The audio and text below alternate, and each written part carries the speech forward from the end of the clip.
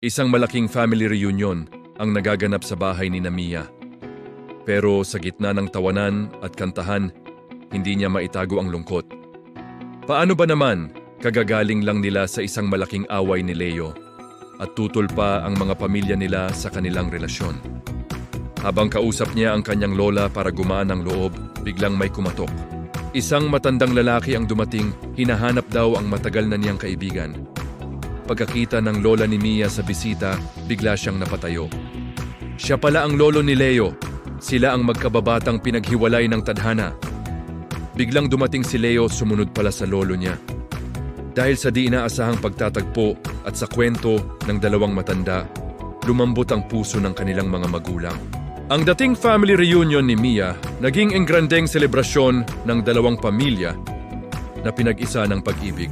Kaya tandaan, minsan may mga himalang nangyayari sa pinaka hindi inaasahang pagkakataon.